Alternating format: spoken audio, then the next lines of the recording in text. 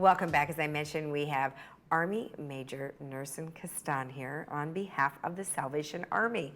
How are you? Nice to see you again. Oh, it's so good to see you. And you look just as good as you always do. Oh, I would have to say the same about you. All dressed in your uniform and looking happy and enthusiastic as always. So thanks for coming in. I appreciate it. Now, the Salvation Army has been around for a very long time. And you do a lot of representing of the Salvation Army. You go out and you promote and you talk about what it's all about. So tell us a little bit about what the Salvation Army stands for. Well, that's a great question. And you know, the Salvation Army has been around for 150 years. It started off in the United Kingdom in London with William and Catherine Booth. The Salvation Army really stands for is helping the most vulnerable in our society. It did so in the East End of London and still does today, even in Orange County. The most vulnerable, most needy, most broken, on those who live on the very margins of life. The Salvation Army's heartbeat is how do we care for those and how do we help them find their way back to hope. Right, which is really a great thing because right now I think we're finding ourselves in so much despair, and we have homelessness, and we have just a variety of different situations that are helpful. And this is worldwide, is it not? It is. I mean, there's challenges of homelessness that you just alluded to. It's a global issue. All across the world, we have a humanitarian crisis where people are displaced for various reasons. One of the major factors of why people are displaced in terms of homelessness is because of substance abuse or mental health issues. And, you know, we all see it. And the sad reality is for most Americans is that we know someone that's impacted by it, a family member, a friend, who have been, as a result of some of these issues, finding themselves homeless. Now, tell me about your position. What is it that you do? Well, my role is actually to help those in our team. So as a head of the Salvation Army in Orange County, my role is to actually create a space for people to actually work in the space and help those that are needing the help that they need. You know, there's a point in time where I was on the front line and enjoying the fact of making a personal difference in someone's life. But now as the CEO of this organization, my job is to actually extend our capacity and broaden our bandwidth because there are a lot of people that need our help. Is the Salvation Army operate strictly on volunteers? We do. We rely on a volunteer. The reason we rely on our volunteers is because the Salvation Army wants to invest the most that our donors give us back onto the front line. So 84 cents of every dollar goes straight back in helping others. Perfect. Perfect. Now, there's donations. We're looking at some footage of many of the things that you do. You do food distribution, clothing distributions, furniture. I mean, you have stores. There's all sorts of things that you do.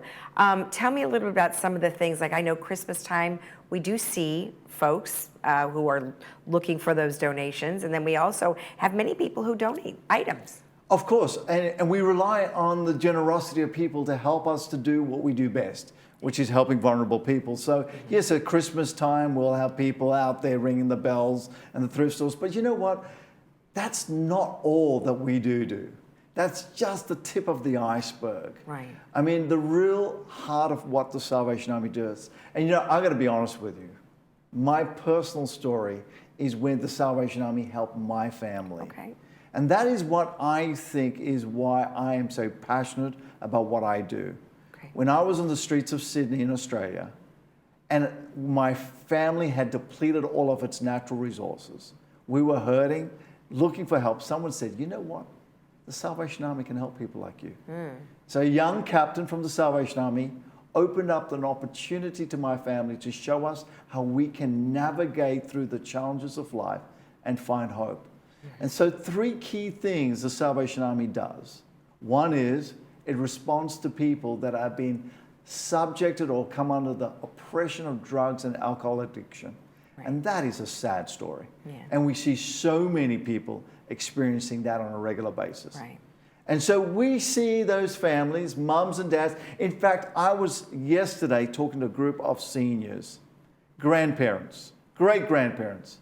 And one of the ladies said, you know what, my son Thomas has suffered with addiction since he was 16 years of age.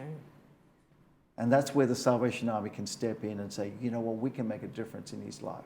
See, and that's nice because they need people to help them. Even though they don't think they do, That's they right. definitely do. And, you know, another area that you help out is with anti-trafficking services, which is really key right now with you know, the way that our border is being operated. We do have people that are coming over with that. So how are you addressing that? You know, here's a sad statistic that I share with people. And when I heard this myself, I had to double check and make sure we had our facts right. 85% of trafficked people in the United States comes through Orange County.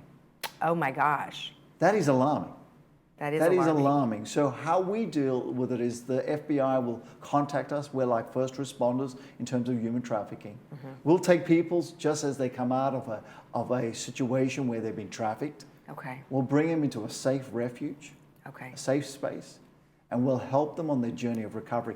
Women that have been trafficked here in the United States, it is a hard road to recovery. I bet. I mean, just the trauma alone. The trauma must be alone. awful. Yeah. And we'll work with them 24/7. Yeah. We'll help them get their documents if they've been undocumented. Yeah. We'll help them actually deal with the psychological scars of being trafficked.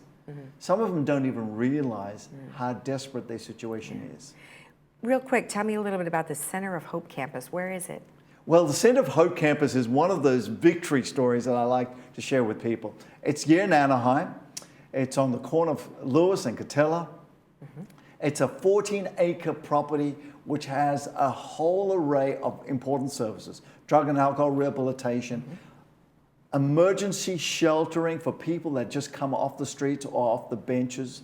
Fantastic. And it is a place that I want people to actually look at, because in that space, what we're doing is helping homeless people find hope again. And everyone needs hope. Yep. And you know, here's our X factor. And people go, what is it that makes your shelters different to everyone else? Well, we are a faith-based organization, unapologetic about who we are. We love Jesus Christ.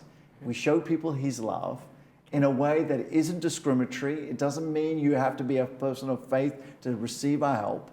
But we show that love compassionately, genuinely, and we see people's lives transformed. Well, you can see the passion that you have. So thank you very much. We appreciate it. Well, thank you for having me again, and I appreciate this time together. You're welcome. If you want more information about what the Salvation Army can do for you, a loved one, or someone you might know, you can go to the website that's on your screen or call the number. We'll be right back.